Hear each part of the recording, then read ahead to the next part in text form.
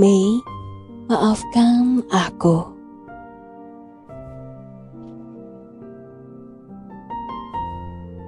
Pagi itu tak begitu dingin. Akan tetapi, pria itu tetap mengenakan sweater bulunya yang menutupi seragam putih berdasi abu-abu itu. Memang nampak aneh jika di Indonesia kita melihat seorang pria mengenakan sweater berbulu.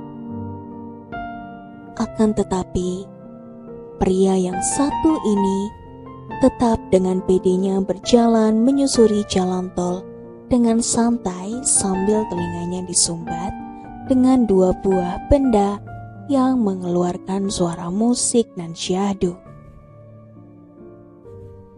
Raga. Suara lembut itu secara samar-samar menyelusup ke telinga pria itu. Ya, Raga namanya.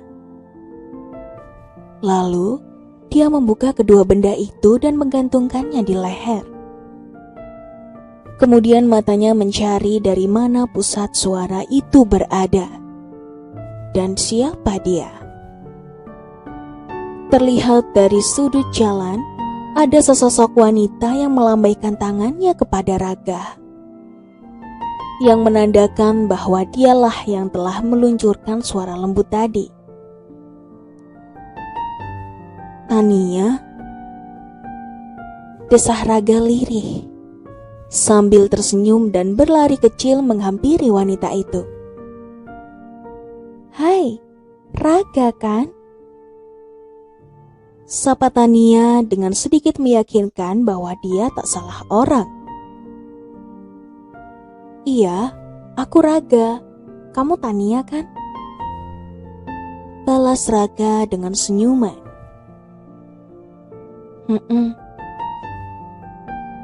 Balas Tania sambil mengangguk. Lalu mereka berpelukan dan ngobrol panjang lebar tentang pengalaman di sekolah baru masing-masing. Raga dan Tania adalah dua sahabat yang dipertemukan di Jepang sewaktu masih SMP. Maka tak aneh, saat telah pulang ke kampung halaman untuk melanjutkan SMA pun, Raga masih terbawa-bawa budaya di Jepang, yaitu mengenakan sweater berbulu. Kini mereka telah pulang di Indonesia, tetapi di sekolah yang berbeda. Bel di sekolah Raga telah berbunyi. Tanda saatnya berpusing-pusing dengan pelajaran pagi ini. Waktu berlalu begitu cepat, dan saat pulang pun telah tiba. Hari ini Raga pulang lebih awal karena dia ada janji dengan Maisela. Dia adalah kekasih Raga. Memang baru dapat 2 bulan Raga pindah di sini, tetapi dia telah bisa memikat hati Mei. Mei adalah sosok yang baik. Dia cantik, tinggi, kuning langsat, serta berhidung mancung. Rambutnya hitam sebahu, dan senyuman yang bisa membunuh siapapun yang melihatnya. Di perjalanan pulang melewati jalan tol, Raga lagi-lagi bertemu dengan Tania. Hai Ga, baru pulang ya? Sapanya sambil menjajari langkah kaki Raga. Iya nih Tan, kok bareng ya kita pulangnya? Hehe, kebetulan mungkin ya. Ga, kok kamu jalan sih? Emang rumah kamu dekat ya dari sini? Tanyanya ingin tahu. Raga menatap wajah Tania dan menjawab pertanyaannya itu sambil tersenyum. Iya Tan, rumahku itu. Kapan-kapan mampir ya, kata Raga sambil menunjuk area perumahan di pertigaan yang tak jauh dari tol itu. Tania menatap jauh dan menganggukkan kepala tanda mengerti. Lalu kamu Tan? Samber Raga memberi pertanyaan kepada Tania. Oh, aku. Ini nanti masih nunggu bis di halte dan turun di daerah Kemayoran. Sambutnya sambil tersenyum dan duduk di halte. Kemudian mereka berpisah di pertigaan itu. Raga pulang, sementara Tania masih menunggu bus lewat. Tut, tut. Suara dering dari handphone Raga. Tanda SMS telah masuk di HP-nya. Tapi pada saat itu Raga masih berada di kamar mandi untuk sekedar membersihkan muka dari debu. Karena nanti dia akan bertemu dengan kekasihnya. Sekeluarnya Raga dari kamar mandi dan melihat layar HP-nya masih menyala dan lekas dia ambil lalu dibacanya SMS itu. Begini isinya. Sayang, jangan telat ya, aku tunggu di depan rumah. Miss you. Dengan cekatannya, jari-jari itu menari di atas keyboard dan menuliskan pesan balasan untuk kekasihnya itu. Sip sayang, bentar lagi sampai. Balasnya dengan penuh semangat. Lalu dia menyisir rambutnya dan mulai memberi sedikit wangian di tubuhnya.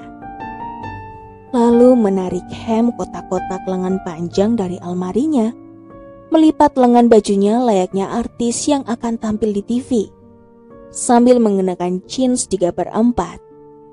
Tak lupa dengan sepatu putih kesayangannya, dia meluncur menuju rumah Mei dengan menggunakan Innova pemberian ayahnya sebagai hadiah ulang tahunnya.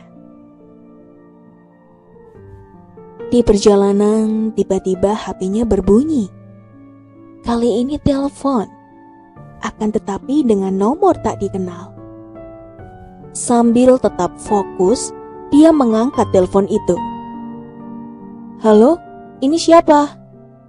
Suaranya dengan lantang. Aku Tania, Ga. Ini Raga kan? Suara itu tak asing lagi di telinga Raga. Iya, ini aku. Ada apa, Tan? Kok punya nomorku? Dapat dari siapa? Tanya Raga memburu.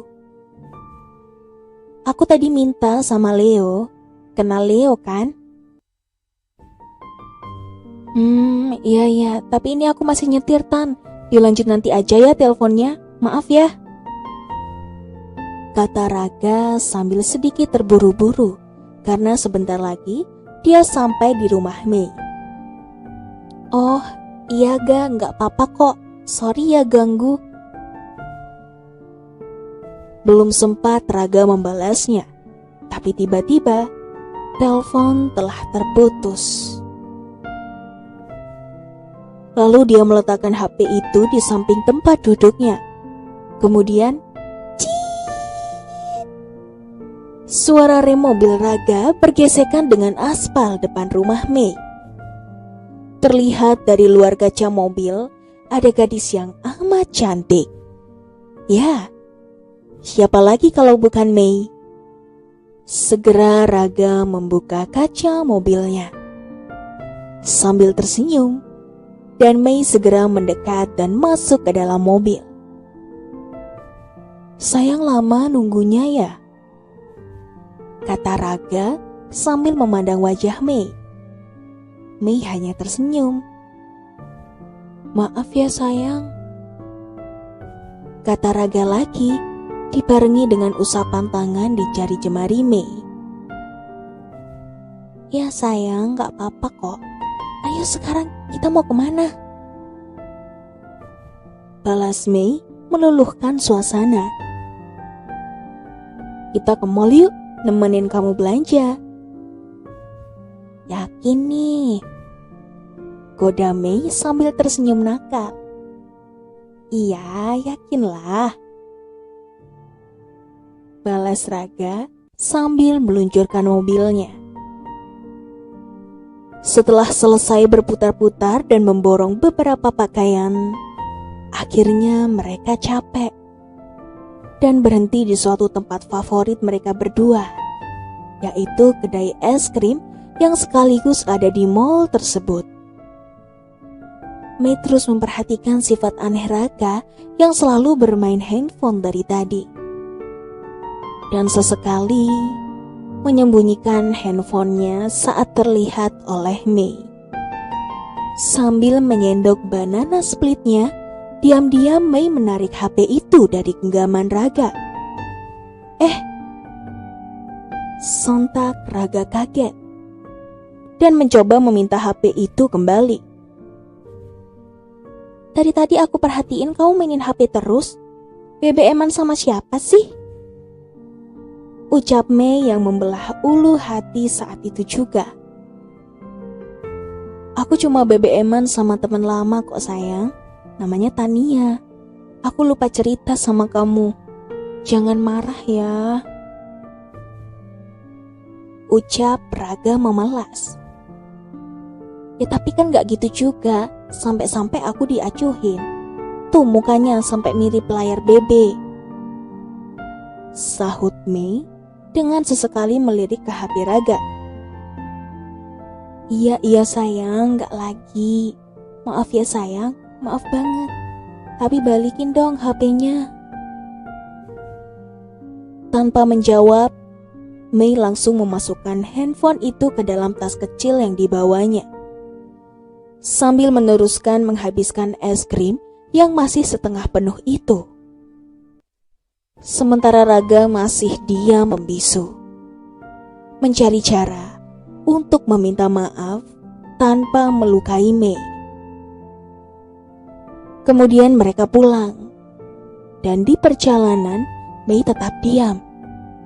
Walau sesekali Raga mengajaknya tertawa, akan tetapi Mei tetap diam. Serasa tak punya selera humor lagi. Rasa bersalah pun menghantui Raga. Bahkan, sesampainya di depan rumah Mei, dia pun tak berucap apa-apa. Hanya menyerahkan kembali HP itu, lalu keluar dan lekas-lekas masuk ke dalam rumah. Di perjalanan pulang, Raga merasa sangat kecewa dan sangat merasa bersalah. Memang dia keterlaluan, sampai-sampai mengacuhkan kekasihnya yang jelas-jelas saat itu sedang bersamanya. Hari-hari terus berlalu. Semakin dekat pula hubungan Tania dan Raga. Akan tetapi, Raga tetap mencoba tak mengurangi rasa sayangnya sedikit pun untuk Mei. Tapi walau demikian, Mei tetap merasa ada yang ganjal. Akhir-akhir ini, Raga semakin sulit diajak pulang bareng dan keluar bersamanya. Sangat berbeda. Sungguh jauh berbeda dengan Raga yang dulu. Dan tanpa sengaja, karena terburu-buru ingin pulang dan menenangkan diri, Mei melihat di seberang jalan sedang ada Raga yang berduaan dengan Tania. Padahal tadi sewaktu Mei ingin mengajaknya makan siang, Raga bilang dia sedang sibuk. Astagfirullah, kenapa Raga berbeda sekali? Seperti Raga yang tak ku kenal. Kata Mei sambil mengelus dada dan tak sadar bahwa air mata telah membasahi pipinya. Lalu dia mencoba membuka HP dan mengirim pesan kepada Raga. Sayang, kamu di mana? Katanya pura-pura tak tahu.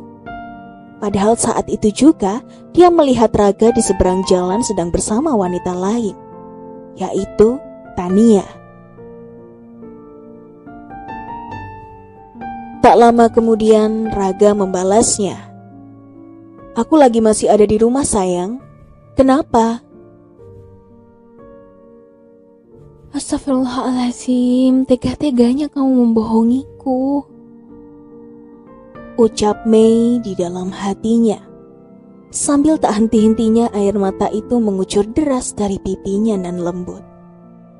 Tak pikir panjang, Mei menyeberang jalan itu dan tanpa memperhatikan sekelilingnya. Dengan pandangan kosong yang pikirannya hanya Raga, Raga, dan Raga. Telah banyak orang-orang meneriaki Mei karena sedang ada truk di kanan jalan yang sedang melaju sangat kencang. Suara teriakan mereka terdengar jelas sampai ke ujung jalan, tempat Raga duduk. Kemudian, sontak dia kaget saat badan truk tak lagi bisa mengerem dan mau tak mau menyeruduk tubuh kekasih yang amat disayanginya itu. "Mei!" teriaknya histeris, dibarengi orang-orang yang menggerumbul untuk menyaksikan peristiwa yang begitu naas itu. Sementara Tania hanya menangis di tempat, tanpa berani melihat Mei.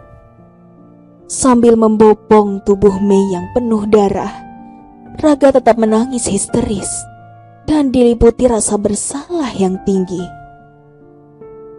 Tapi apa daya, penyesalan tinggallah penyesalan. Kini nyawa Mei Sela Purbawanti tak dapat diselamatkan lagi. Tinggallah penyesalan dan rasa bersalah yang amat tinggi yang kini dirasakan oleh Raga.